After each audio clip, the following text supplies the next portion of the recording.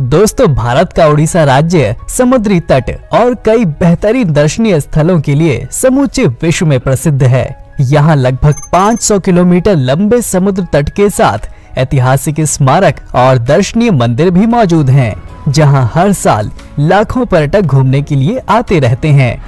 आज के इस नए वीडियो में हम आपको उड़ीसा के उन 10 पर्यटन स्थलों के बारे में बताएंगे जहां आपको एक सुखद अनुभव के साथ ही जीवन के सबसे यादगार पल भी मिलेंगे। तो आइए हमारे आज के इस काउंटडाउन को शुरू करते हैं। दोस्तों, हमारी लिस्ट में 10वें नंबर पर है मंगलाजोड़ी। एशिया की सबसे बड़ी खारे पानी की झील चिल्का के किनारे बसे मंगलाजोड़ी को द बर्ड्स पैराडाइज भी कहा जाता है। ये प्रवासी पक्षियों के लिए सबसे बड़ा शीतकालीन आश्रय स्थल है और इसलिए दुनिया भर के पक्षी प्रेमियों और प्रकृति प्रेमियों के लिए सबसे लोकप्रिय पर्यटक आकर्षणों में से भी एक है। यहाँ red crested pochard, northern shoveler, pygmy goose, common moorhen और ग्रेहेड लैपविंग जैसे विभिन्न प्रकार के पक्षी पाए जाते हैं, जो अपने आप में एक अद्भुत दृश्य है। नंबर 9, उदयगिरी और खंडगिरी की गुफाएं। भुवनेश्वर शहर से लगभग 7 किलोमीटर की दूरी पर पहाड़ियों पर स्थित उदयगिरी और खंडगिरी की गुफाएं 350 ईस्वी पूर्व से भी प्राचीन मानी जाती हैं। कहा जाता है कि जैन भिक्षुओं के रहने के लिए इन गुफाओं का निर्माण कराया गया था। उदयगिरी गुफा के अंदर कुल 18 गुफाएं हैं, तो वहीं खंडगिरी गुफा में लगभग 15 गुफाएं हैं। इन प्राचीन गुफाओं की खोज पहली बार 19वीं शताब्दी में एक ब्रिटिश अधिकारी एंड्रयू स्टर्लिंग ने की थी और आज ये बेहतरीन पर्यटक स्थल है। नंबर 8, धौलीगिरी पहाड़ियाँ। भुवनेश्वर के पास धान के खेतों से घिरी धौलीगिरी पहाड़ियाँ एक महत्वपूर्ण बौद्ध तीर्थ स्थल है। ये पहाड़ियाँ कलिंग युद्ध के लिए प्रसिद्ध हैं, जिसने अशोक का जीवन बदल दिया था। कहा जाता है कि यहीं पर सम्राट अशोक को भयानक अपराध बोध का आभास हुआ था और उन्होंने शांति का रास्ता अपनाते हुए बौद्ध धर्म का भी समर्थन किया। धौलीगिरी को अशोक के शिलालेखों के लिए सबसे अधिक पसंद किया जाता है।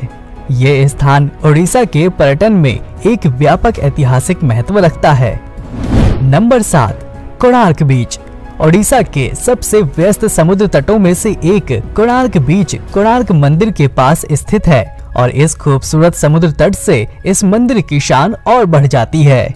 साफ रेत, फिरोजा पानी, सूरज और ठंडी हवा कोणार्क समुद्र तट की खासियत है।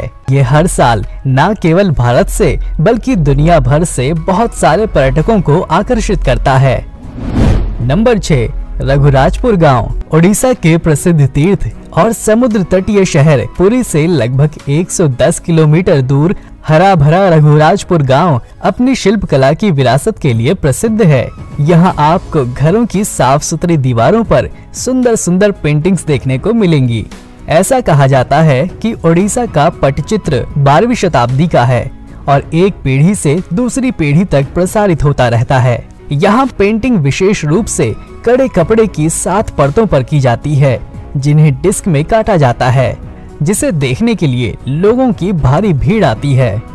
Number 5, Nandankanan zoological park. Bhubaneswar में 990 एकड़ भूमि पर बना Nandankanan zoological park world association of zoo और एक्वेरियम से जुड़ने वाला पहला भारतीय चिड़ियाघर है।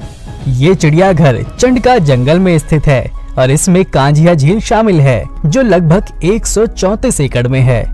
सालाना लगभग 2 मिलियन पर्यटक नंदनकानन जूलॉजिकल पार्क में आते हैं। कहा जाता है कि नंदनकानन में 120 प्रजातियों के 1660 जानवर हैं, लेकिन ये पार्क व्हाइट टाइगर को शामिल करने के लिए प्रसिद्ध है। यहाँ सफेद बाघों के अलावा नंदनकानन में कई लुप्त होती प्रजातियां भी हैं, जैसे एशियाई शेर, संगल शेर, पूंछ वाले मैकाक, भारतीय मगरमच्छ, माउस हिरण, भारतीय पेंगोलिन, अनगिनत पक्षी, सरीसृप और समुद्री जीवन के प्राणी हैं। नंबर 4, लिंगराज मंदिर।